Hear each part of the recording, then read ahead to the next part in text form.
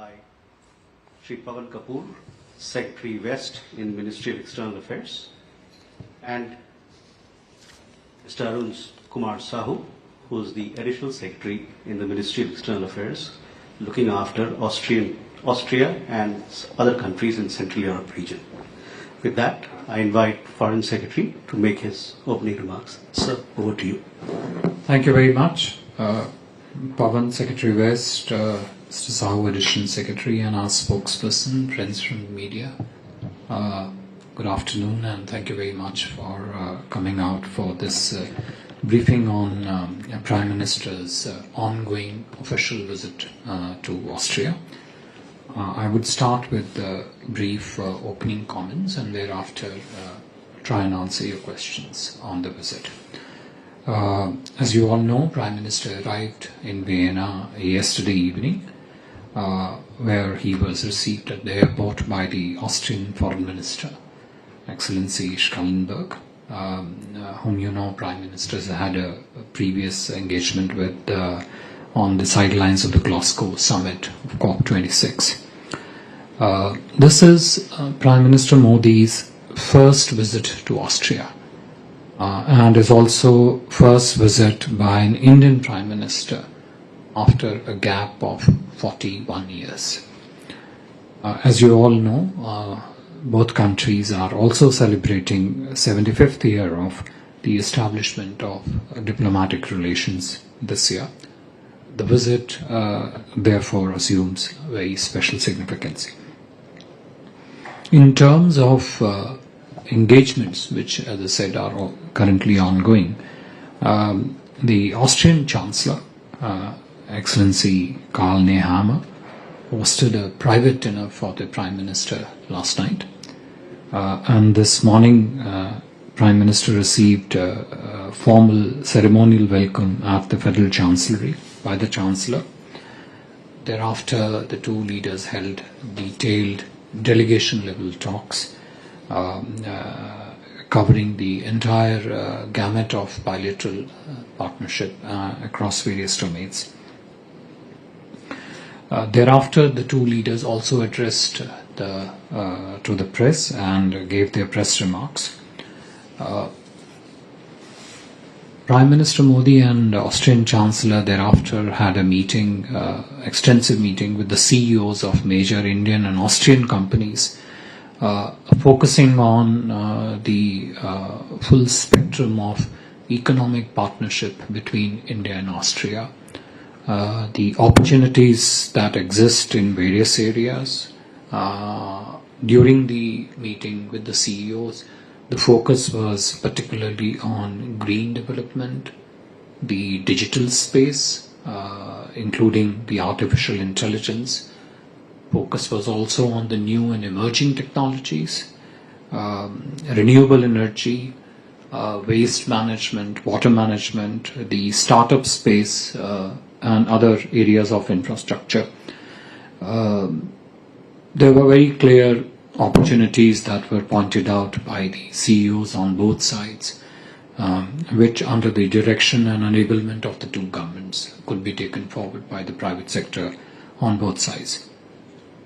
Reference was also made at this meeting about the Vienna startup bridge, which was set up in February 24. It has seen extensive participation of the Indian startup sector in Austria. At the bridge, I understand about 35 Indian startup companies participated. It's a very thriving and upcoming space which essentially connects the innovation ecosystem in India with the strong base of science, technology and research and the associated ecosystem that prevails in Austria. Environmental technologies, waste management technologies, clean transportation system, renewable energy, technology spectrum in these areas were in particular focus by the CEOs at this business interaction. Thereafter, the Prime Minister called on the President of Austria. They focused their discussions on both issues of importance in bilateral engagement also touched upon the regional and global issues. Prime Minister is also met three other important people from the Austrian society. In fact, those meetings are still going on. One of them was with the Austrian Nobel laureate, Mr. Anton Zeilinger, who received the Nobel Prize in Physics in 2022. Interacting currently, Prime Minister also is with the three leading Austrian Indologists and scholars of Indian history and philosophy, Dr. Birgit Kellner, Professor Martin Genzel, and Dr. Borean Larios. As you all know, Indology has a centuries-old roots in Austria. Prime Minister would be departing for India later this evening, but before that he would be also having a detailed interaction with the Indian diaspora in Vienna. In terms of issues which were focus of discussions between the Prime Minister and Chancellor during the meeting yesterday, private dinner yesterday, and the delegation level talks today, I would just categorize them into 3-4. First of them was on fighting terrorism. Both leaders spent considerable time expanding on the nature of this challenge and its various elements. And they were very clear, one, in terms of their unequivocal condemnation of terrorism in all its forms and manifestation. They also spoke about the challenge of combating this menace, particularly the way it exists in the cyberspace, both in terms of recruitment of terrorists and also in terms of the funding mechanisms that that happens through the cyber world. Cross-border terrorism, Prime Minister Modi highlighted to the Chancellor the nature of cross-border terrorism, the challenge of cross-border terrorism that India faces emanating out of Pakistan. They also agreed that no country should be allowed to provide safe haven to the terrorists. And in terms of cooperative activities in this field, they agreed that relevant organizations on both sides should undertake information exchange and also real-time cooperation wherever the need arises to mitigate this challenge. While discussing the problem of terrorism and means to combat it, both Chancellor and Prime Minister focused on the associated problem of radicalization and what are the best ways to address it going forward. The second set of issues on which both Chancellor and the Prime Minister focused on was India-EU relationship. As you know, India-EU free trade agreement has been under negotiation for over 23 years. Prime Minister Modi and Austrian Chancellor agreed that this is an awfully long time for discussions to have been dragged on, and they agreed that this is something that both India and the EU should prioritize in terms of taking it forward at a quicker pace. They, of course, also spoke about the range of opportunities both in the economic and political space that are there in India-EU partnership, and also how India-Austria relationship positions synergetically in the overall India-EU relationship. The third issue on which the two leaders spent quite considerable time was on Russia-Ukraine conflict. Prime Minister spoke about India's perspective on Russia-Ukraine conflict. Austrian Chancellor desired and Prime Minister shared how he saw things as he assessed them from his visit to Moscow. Actually, since Prime Minister was coming from Moscow, there was an interest in knowing the view from there.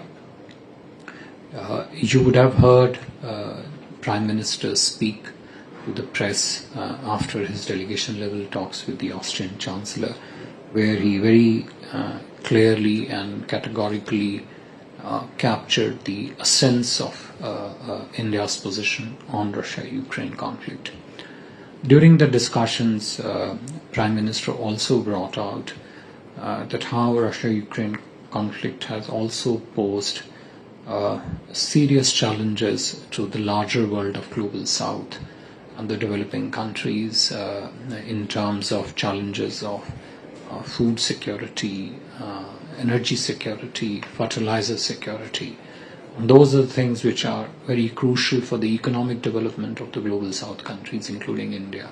So they spent quite some time on how those challenges were faced by the countries of the Global South and the developing countries. They spent, as I said, considerable time on that. They also touched upon the recent developments in the ongoing issue in Gaza, conflict between Israel and Hamas. In terms of the outcomes, as I said, the joint statement that was agreed between the two sides, I think, is already up on the website for you to look at the specifics of what was agreed between the two sides. If I could just mention a few specifics here. In terms of the developments in the United Nations Security Council, India reiterated support for Austria's UNSC candidature for the term 27-28, while Austria expressed its support for India's candidature for the period 2028-29. Prime Minister also conveyed India's invitation to Austria for its membership of the International Solar Alliance, which recently achieved the important milestone by welcoming its 100th member. Prime Minister also invited Austria to join Coalition for Disaster Resilient Infrastructure and the Global Biofuels Alliance. You would recall Global Biofuels Alliance was launched on the sidelines of the G20 summit held in India in September last year. Lastly, Prime Minister also extended an invitation to Austrian Chancellor, has also reiterated his invitation to the President of Austria to visit India at their convenience. The Chancellor accepted the invitation and will be working through the diplomatic channels to finalize the dates for the two visits. I will stop here and would be happy to take any questions. Thank you. Please, the floor is yours. Please do introduce yourself before you ask the question. Yeah. Hello, Sarah Emminger. I work for the daily newspaper Kurier in Vienna. We've heard a lot about India wanting to be or play a possible role when it comes to peace negotiations between Russia and Ukraine. We've heard a lot about that today. Could you give us more details about it and about what Chancellor and the Prime Minister talked about, what options are thinkable, and could you elaborate a bit on that, please? Thank you. Sahil? I'm Sahil from ENI. My question is also related to the Russia-Ukraine, sir. Could you elaborate what aspects were discussed in this meeting? What were the expectations from the Austrian side, and also on the EU-India FTA? Any deadline, anything from the Austrian side, sir, if you can elaborate? Please. So this is Gautam Roy from DD News and DD India. I just wanted to ask about what the Prime Minister said about taking this ties that we have with Austria to the strategic phase and a 10-year roadmap as well. If you could elaborate on that. Yeah, please. Hello, I'm Anna Savaral from the Austrian daily, Der Standard. And my question goes along similar lines. Also, Austrian Chancellor Nehammer today said that he was very interested in the perspective of Narendra Modi, of Putin, concerning Putin's vision for a peace process. Could you give us a little more details on what his Prime Minister Modi's vision is? or perspective is. And my second question is, there have been news bits about some friction in Moscow, and that one session was cancelled between a Russian and Indian delegation, and whether you can give us some, can you tell us something about this? Or if there's any truth to it. Thank you. Okay. Thank you. Let me just get the last part of your question out of the way. To the best of my knowledge, there were no cancellations of any particular programming element during Prime Minister's visit to Moscow. Your reference to friction, I actually find it a little surprising, but there are no facts to this. It's factually incorrect, quite misleading in fact. So, Prime Minister's visit to Moscow was extremely successful. In fact, the discussions between Prime Minister and the President far exceeded the time that was actually allocated by the two systems in planning the visit. And there were absolutely no cancellation of any kind of any of the programming elements during the Moscow leg. Let me take the Russia-Ukraine related set of questions as one, because there are many aspects of it, which come together, and most of the questions are, variation of one another. But that's the nature of the issue at hand. First of all, in terms of the messaging on Russia-Ukraine conflict by India, what Prime Minister has been very consistent in messaging on this issue is also what he articulated during his visit to Moscow. He has been very consistent and clear about this, not just in private meetings, but equally in the public positioning that he has taken, and he has very openly spoken about that. So when he met with the president, with the Russian president in September 2022, which was on the sidelines of the SCO summit in Samarkand, in Uzbekistan, Prime Minister clearly mentioned there, and he repeated part of it today in his discussions, that this is not an era of war. This is what he said in September 20. He said it publicly, not something which he said in private.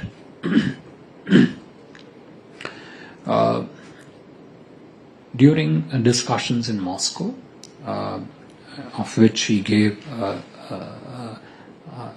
reasonably detailed account and shared it with the Austrian Chancellor also, my Prime Minister very clearly said there, and he repeated that in press remarks today to the press, roughly translated it into English. It had three key elements to it.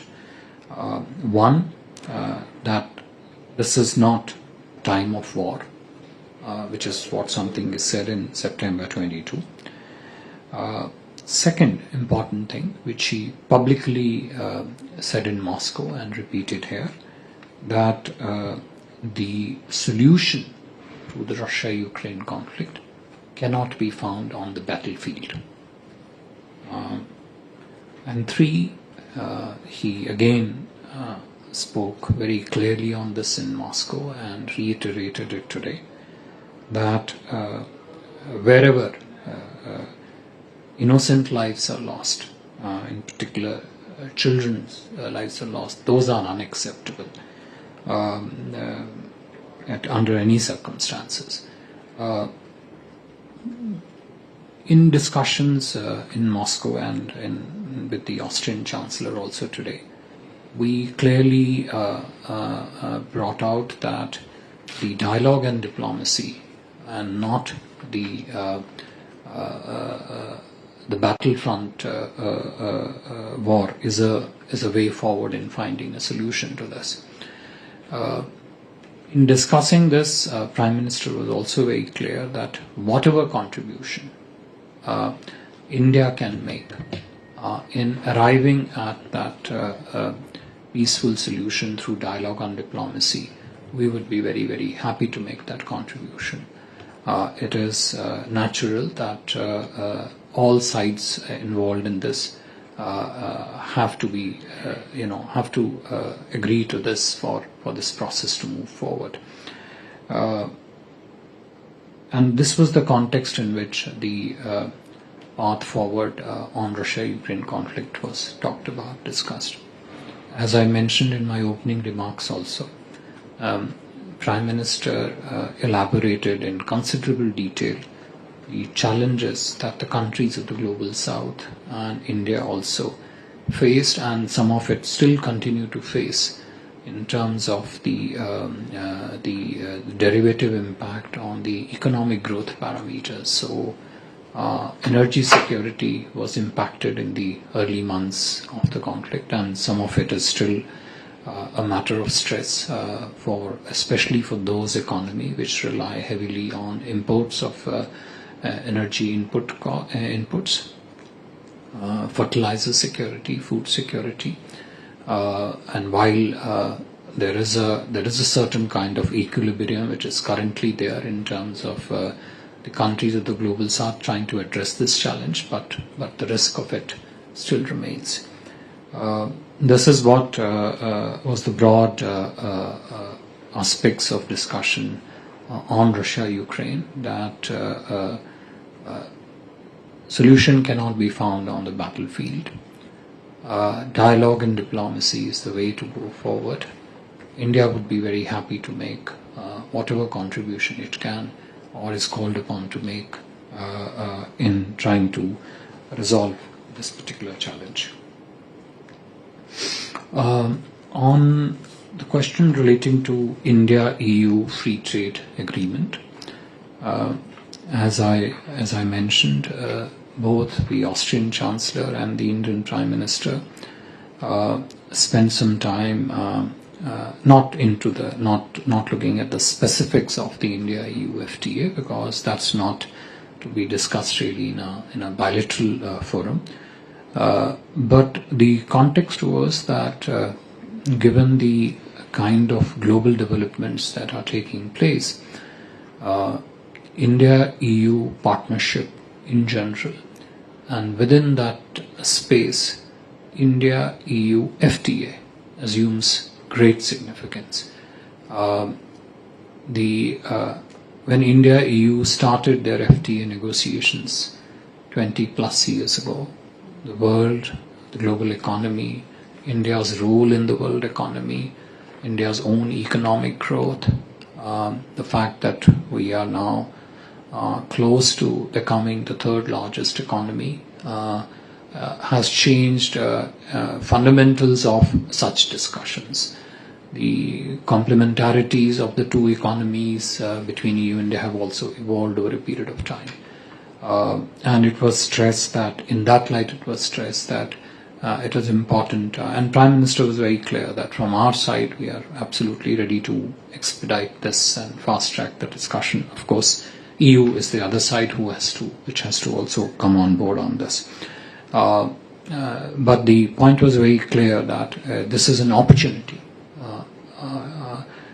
not just in the India-EU partnership, but also the impact it could have on the larger global economic growth, given that it will connect in a very meaningful way two of the largest economic drivers in different domains globally. EU is a very strong driver of technology-based economic growth. It is a huge center for science, technology and research development, which links then to the industrial ecosystems globally. And India's rapid growth and which has a very promising future in terms of years ahead. The idea is that this FTA could bring together the strengths of the two economies together and do that through the FTA. This was in a related aspect was the discussions on you talked about India-Austria strategic vision for 10 years. So when the two leaders discussed this particular issue, and it was not just limited to discussion between the Prime Minister and the Austrian Chancellor, but also when they together met with the CEOs later in the session. Currently, the India-Austria trade is roughly somewhere between $2.5 to $3 billion. In absolute terms, there is a lot more that we can do in increasing those trade volumes. But even at these volumes, which have doubled just in last few years, it still makes India a very important trade partner for Austria. But the discussions also actually went into considerable detail on, okay, now if this is the base and the fact that there are roughly 150 Austrian companies that are very active in India, now how do we take this forward based on the core strengths of the Austrian economy, of the Austrian industrial system, and link it to the opportunities that exist in the Indian economic, inherent in India's economic growth. And when they started talking about it, the technology as a domain came into focus, but within that, the technology in specific area was found to be of great relevance. So I mentioned some of these areas in my remarks earlier on: renewable energy, areas relating to green development per se. And within that, one can look at several other subdomains.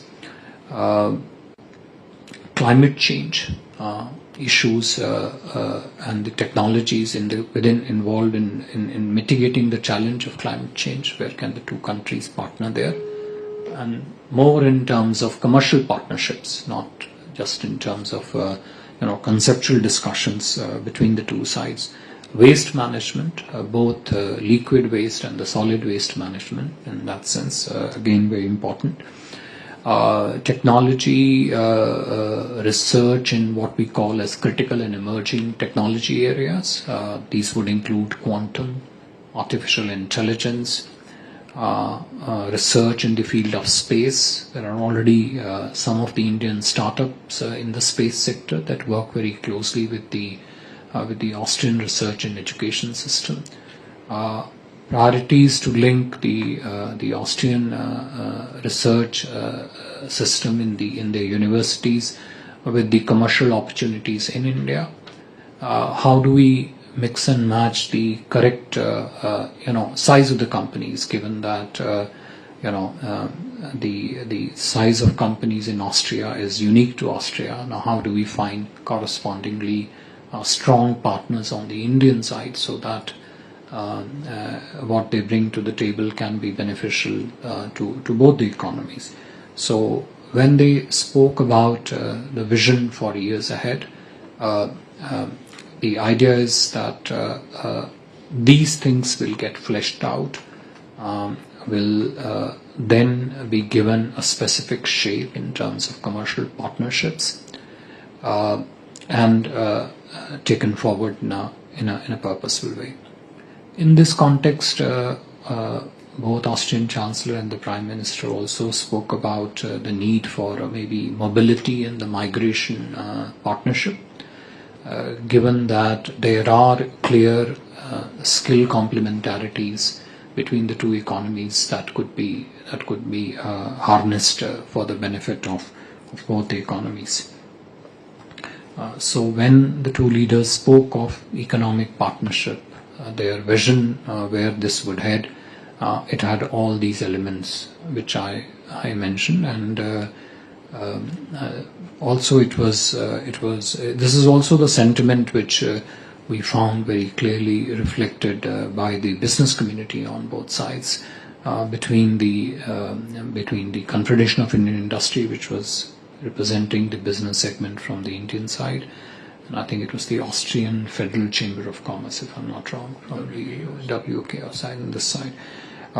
It's an extremely promising area. It is a promising area because increasingly the nature of economic relationship is not just limited to the conventional trade of goods that you define. It's extending to services, and services of goods have got a positive feedback loop. The digital space, not just in terms of services, but digital products, which are conventionally, a very different space altogether, was something, which they spent a good time talking about, because India's digital stack has generated a large spectrum of digital products, whether you look at digital identity-based products, digital payments-based products, customized solution which can fit into the digital needs of any country, their open source architecture, the fact that they are very secure, the fact that they do not base themselves on storing the data of other countries, combined with the huge setup relating to the data service providing network which is developing in India. This is a large space in itself, and I think is a very promising space of cooperation between India and Austria. So all this formed a basket of areas in which India and Austria vision was discussed between Chancellor and the Prime Minister, between themselves and also with the business community. Thank you. Yes, please. Bethany Bell, BBC. You said it was 41 years since an Indian Prime Minister has visited Austria. What made the Prime Minister decide to come now? I'm Martin Eder from Bloomberg News. Two follow-up questions on Russia and Ukraine, if I may. The first question, both Austria and India have been offering a platform for dialogue and negotiations. Do you have any specific plans for meetings, or have you discussed opportunities to organize meetings between the two parties? And the second question is, you as the head of India's diplomacy, you were obviously, I assume, also in Moscow and here. What is your main takeaway from these two meetings regarding sort of your view on the situation and perhaps India's position towards the conflict? Thank you. The first request, Secretary West, perhaps he can respond to the question from the EBC on 41 years. Sure. Thank you. No, you're right. It has been 41 years, but it's not that we've abandoned each other for these 41 years. There has been contact, and much more in recent years, both in the context of direct India-Austria bilateral relations, but also in the context of the EU. I think I should mention to you that in 2020 we were expecting and hoping for a visit of the President, possibly of the Chancellor, but then we had COVID-19, which unfortunately came in the way, and then things have sort of gone in another direction. Since then, there was good engagement at the foreign minister level, several meetings, and there was a build-up. We're looking for the right occasion. We've had a series of developments in India, which had, so scheduling issues did come in, but I think the Prime Minister was keen that early in his third term he was going to look for an opportunity, and that's how it has worked out. So this was something he was keen on, and I should say that you heard the Foreign Secretary say that not only did he invite Chancellor Nehammer to come by at his convenience, but he reiterated the invitation to the President also, saying that you were planning to come in 2020. It didn't work out, but that's still very much in the cards, so please let us know, and we'll be happy to welcome you there. So it's a clear push, realizing that there is plenty more potential in the relationship, and as he said, great emphasis on the economic side, on technology, on research, scientific research, innovation. These are the areas of push, and so this is how it has actually come about. Thanks. On the follow-up question on Russia-Ukraine that you asked, I would put this across to you.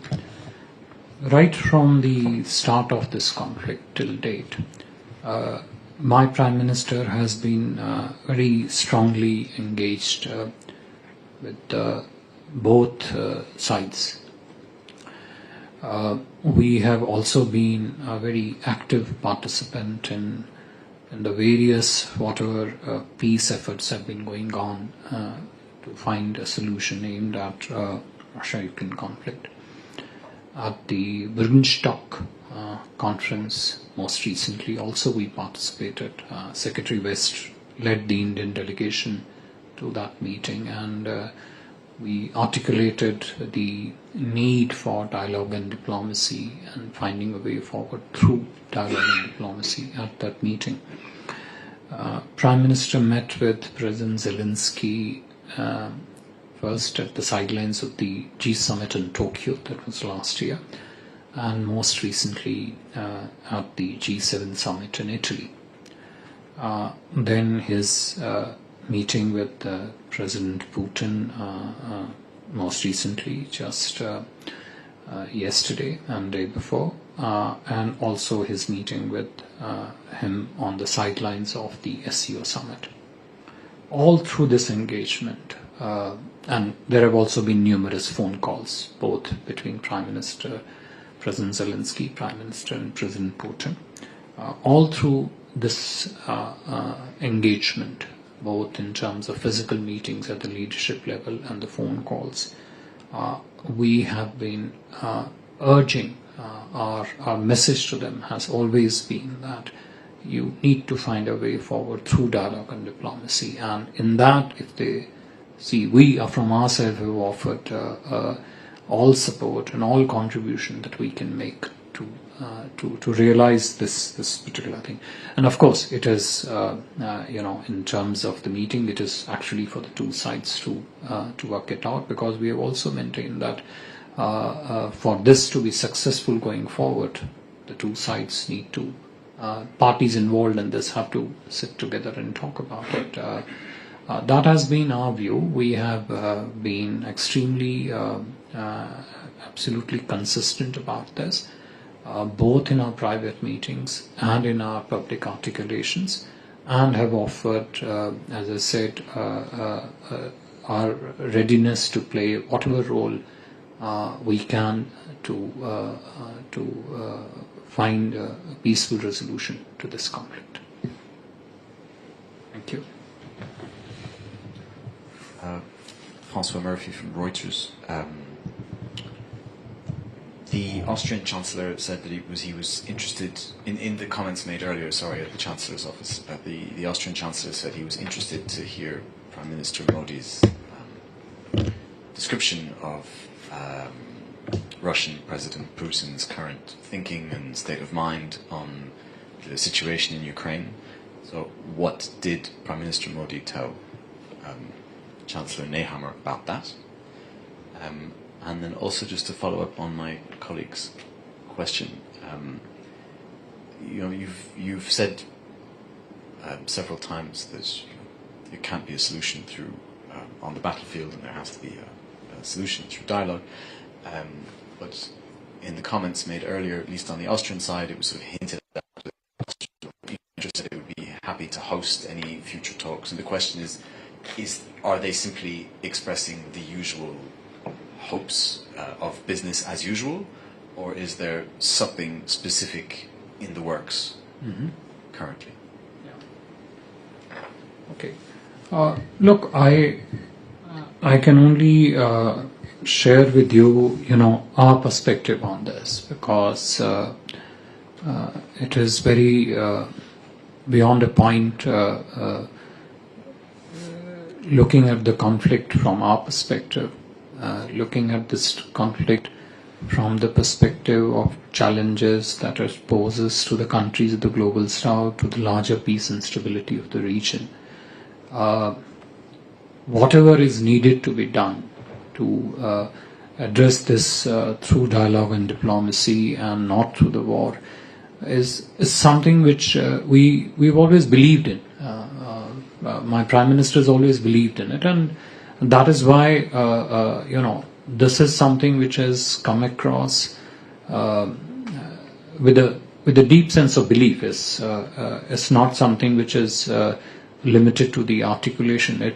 That belief is expressed in Prime Minister's desire to whatever role he can play, or whatever role can India play in doing this. But as I said, ultimately it is for the entities and the countries involved in the conflict who need to come together and sit.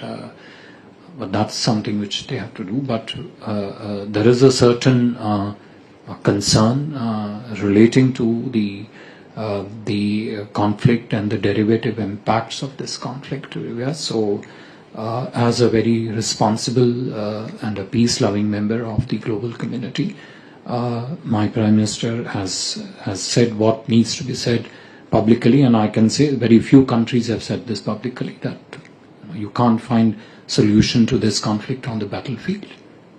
He has been one of the very few leaders who has publicly and openly said this, and said this not just in a third country, but also to the Russian president. Thank you. And on President Putin's thinking? Look, I'm not privy to the private conversations between the leaders, both in terms of the private conversation between the Chancellor and the Prime Minister last night and earlier in Moscow. But as I said, our perspective, how we look at it, overall sense of it, the spectrum of issues related to this, the challenges that it throws up, all that has been said very publicly. Thanks.